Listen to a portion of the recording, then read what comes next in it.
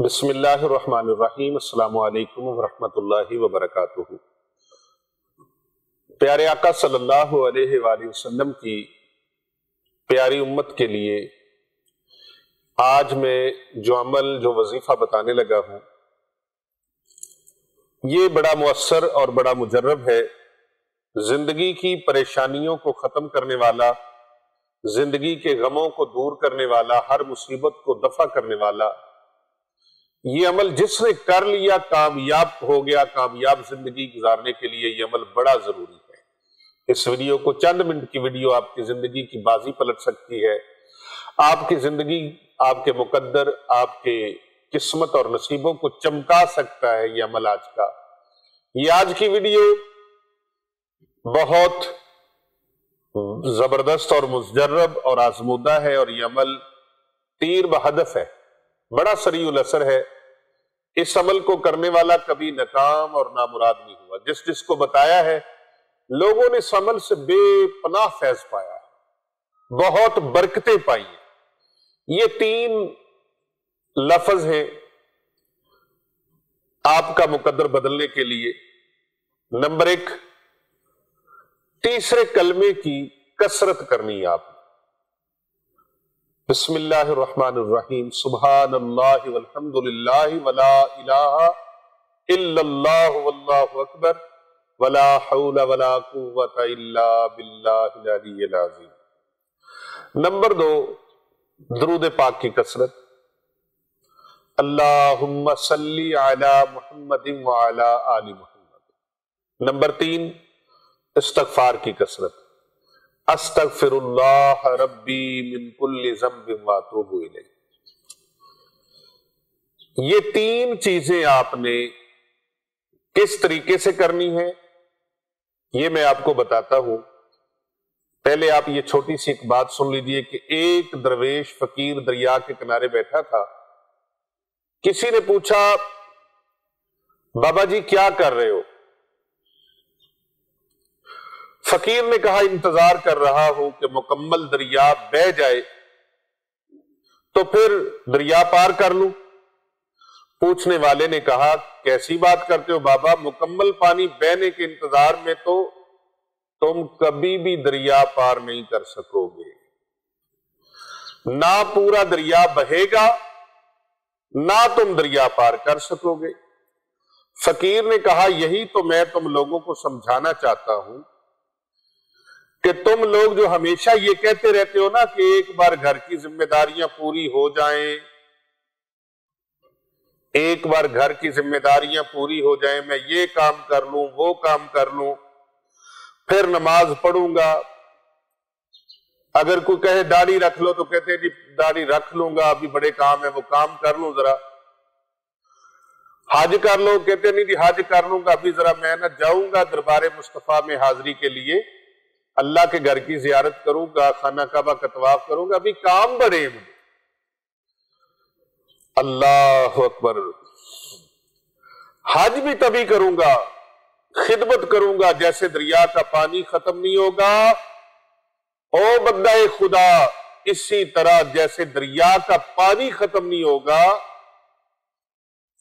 اسی طرح دنیا کے کام بھی ختم نہیں ہوں گے۔ ہمیں اس پانی سے ہی پار جانے کا راستہ بنانا ہے۔ اس طرح زندگی ختم ہو جائے گی، پر زندگی کے کام، ذمہ داریاں، معاملات، ان سے انسان کبھی بھی فارغ نہیں ہوتا۔ حضرت سہل بن سعد رضی اللہ تعالی عنہ، آپ سے روایت ہے کہ حضور نبی اکرم صلی اللہ علیہ وآلہ وسلم نے ارشاد فرمایا، میری امت کے 70,000 یا 7 لاکھ افراد بغیر حساب و عذاب کے جنت میں داخل ہو جائیں گے۔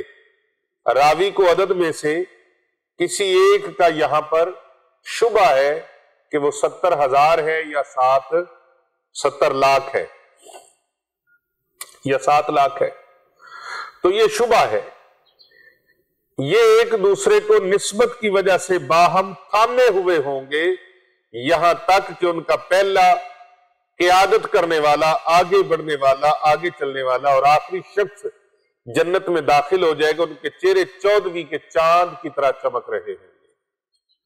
حضرت ابو ہریرہ رضی اللہ تعالیٰ عنہ سے روایت ہے کہ میں نے رسول اکرم صلی اللہ علیہ وآلہ وسلم کو فرماتے ہوئے سنا، میری امت کے 70,000 افراد کا گروہ بغیر حساب کے جنت میں داخل ہوگا، جن کے چہرے 14ویں کے چاند کی طرح چمکتے ہوں گے۔ حضرت ابو ہریرہ رضی اللہ عنہ فرماتے ہیں، عکاشہ بن محسن نے اپنی اون کی چادر کو بلند کرتے ہوئے کھڑے ہو کر عرض کیا، یا رسول اللہ، آپ اللہ تعالیٰ سے دعا فرمائیں کہ وہ مجھے ان 70,000 لوگوں میں شامل فرما دے جو بغیر حساب و کتاب کے جنت میں داخل ہوں گے۔ آپ صلی اللہ علیہ وآلہ وسلم نے فرمایا، اللہ اس کو ان میں شامل فرما لے۔ پھر ایک انصاری شخص نے کھڑے ہو کر عرض کیا، یا رسول اللہ صلی اللہ علیہ وآلہ وسلم، آپ اللہ تعالیٰ سے دعا فرمائیں کہ مجھے بھی ان میں شامل فرما لے۔ آپ صلی اللہ علیہ وآلہ وسلم نے فرمایا، عکاشہ تجھ پر سبقت لے گیا ہے۔ حضرت عبداللہ بن عباس رضی اللہ تعالی عنہما سے روایت ہے کہ حضور نبی اکرم صلی اللہ علیہ وآلہ وسلم نے فرمایا، مجھ پر سابقہ امتیں پیش کی گئی تو ایک نبی گزرنے لگے جن کے ساتھ کثیر تعداد تھی، کسی نبی کے ساتھ گروہ تھا، کسی نبی کے ساتھ 10 افراد تھے، اور کسی نبی کے ساتھ 5 افراد تھے، اور کوئی نبی اکیلا ہی تھا۔ اسی دوران میں نے ایک جمع غفیر دیکھا تو پوچھا، اے جبریل، یہ میری امت ہے؟ تو جبریل نے عرض کیا، نہیں، بلکہ آپ آسمان کے کنارے کی طرف دیکھیں تو میں نے اس عظیم جمع غفیر کو دیکھا۔ اس نے کہا، یہ آپ کی امت ہے، ان میں سے پہلے 70,000 افراد بغیر حساب و کتاب کے جنت میں داخل ہوں گے۔ میں نے کہا، کیوں؟ تو جبریل نے عرض کیا، یہ وہ لوگ ہیں جو نہ داغ لگوا کر علاج کرواتے تھے، نہ غیر شرعی جھاڑ پھونک کرواتے تھے، اور نہ بدشگونیاں لیتے تھے، اپنے رب پر کامل توکل کرتے تھے، کامل یقین کرتے تھے، یعنی اپنے اللہ پر ان کا یقین اعظم تھا۔ سبحان اللہ، یقین اعظم تھا۔ پس حضرت عکاشہ بن محسن نے کھڑے ہو کر عرض کیا، آپ اللہ تعالیٰ سے دعا فرما دیجئے کہ مجھے ان میں شامل فرمائے۔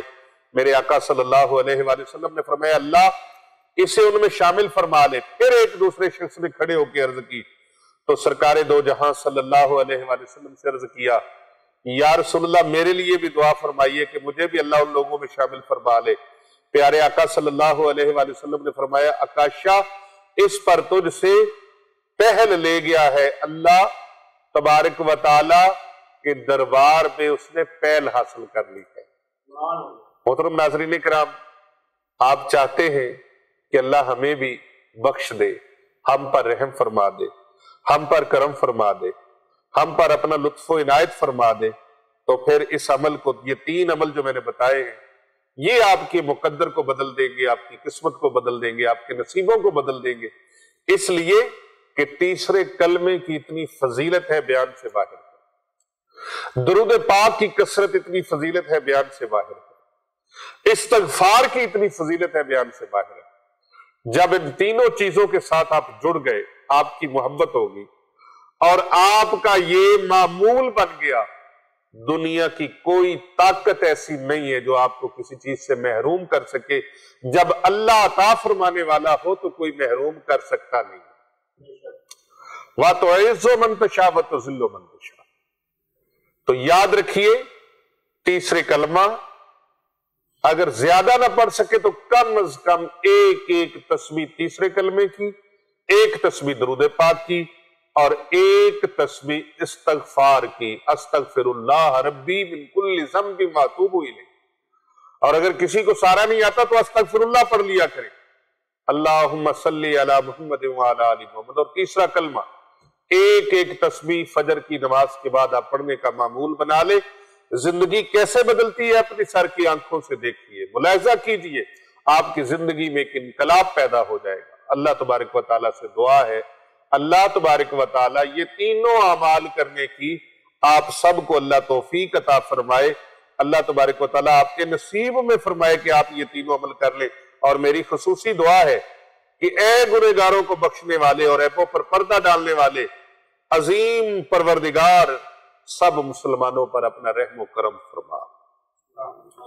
یا اللہ تنگ دستوں کے رزق میں وسعت فرما، بیماروں کو شفاء کاملہ عاجلہ شافعہ نافع عطا فرما، اور یا اللہ بیماروں کو شفا دے، ہمیشہ صبر اور شکر کرنے والا بنا، اور ہماری دنیا اور آخرت کو سنوار دے۔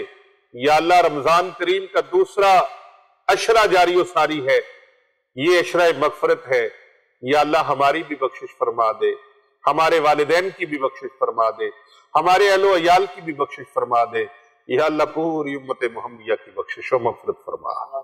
یا اللہ پاک اپنے کرم سے، اپنی رحمتوں سے ہمیں مالا مال فرما۔ تیرے ماہ رمضان کی یا اللہ پاک جڑی لگی ہوئی ہے رحمتوں کی، اے اللہ رحمتوں سے ہمارے دامن مالا مال فرما دے۔ اے اللہ ہم پر اپنا خاص لطف و کرم فرما، آمین ثم آمین بجاہ النبی۔